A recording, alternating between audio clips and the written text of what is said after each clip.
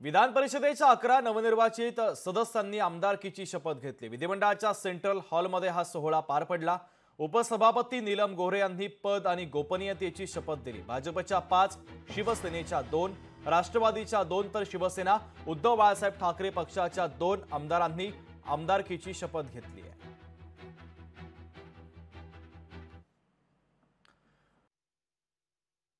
शिवसेनेचे कृपाल तुमाने, राष्ट्रवादीचे शिवाजी गर्जे, राष्ट्रवादीचे राजेश पिटेकर, काँग्रेसच्या प्रज्ञा सातव, शिवसेना उद्धव बाळासाहेब ठाकरे पक्षाचे मिलिंद नार्वेकर यांनी आमदारकीची शपथ घेतलेली आहे। उपसभापती नीलम गोऱ्हे यांनी या सगळ्या सदस्यांना पद आणि गोपनीयतेची अर्थातच आमदारकीची शपथ दिली।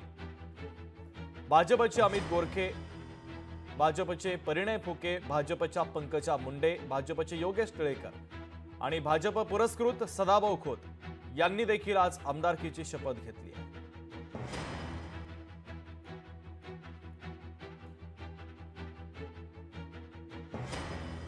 दरम्यान शपथ घेतल्यानंतर पंकजा मुंडे यांनी काय प्रतिक्रिया दिलेली आहे पाहूयात।